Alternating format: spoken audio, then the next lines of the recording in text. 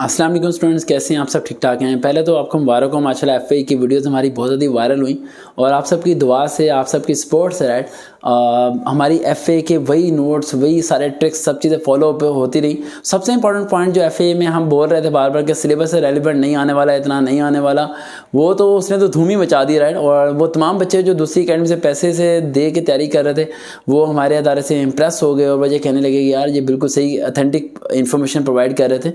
तो एक क्वेश्चन बहुत ज़्यादा राइज हो रहा है राइट। अली रज़ा है, उसका कमेंट आया कि सर एफए का रिज़ल्ट कब आना है? सर जी कोई कह रहा था 15 जनवरी को आने वाला और डेट देंगे 15 जनवरी से आगे कहाँ चलेगी। मोहम्मद जुनैद है, उसके भी सवाल यही है कि एफए का रिज़ल्ट कब आना है। सोफिया है, उसका भी सवाल है। और ऐसे पता नहीं हज़ारों बच्चे हैं जिन्होंने हमारी वीडियोज़ के नीचे कमेंट किया हुआ है। मैं आप सबके तमाम कमेंट्स के रिप्लाई, शायद मैं किसी भी कमेंट का रिप्लाई नहीं दे पाता, लेकिन आप लोगों को कितना बताता चलूँ कि कुछ कमेंट जो अच्छे अच्छे होते हैं सारे मैं पढ़ लेता हूँ, बाकी जो बुरे बुरे होते हैं वो हमारे आगे, वैसे तो बुरा कोई होता नहीं, लेकिन अगर कोई एक दो बुरा भी आ जाता है तो हमारी टीम उसे फ़िल्टर में डाल देती है राइट, तो स्पैम में डाल देती है और उसे दोबारा हमारी कोई वीडियो नज़र नहीं आती। तो कमेंट करते हुए सोचिए क्या समझ के किया कि ना। एफए का रिज़ल्ट कब आने वाला है? देखो एफए का रिज़ल्ट की डेट बता दूं, अभी आपको मंथ बता देता हूं, डेट अभी नहीं बता रहा। जहां हमारी इतनी बातें सच थी तो आगे भी बातें सारी सच होने वाली हैं। एफए का रिज़ल्ट आने वाला है मार्च 2022 में। अभी रिज़ल्ट का आने का ज़रा भी कोई चक्कर नहीं है।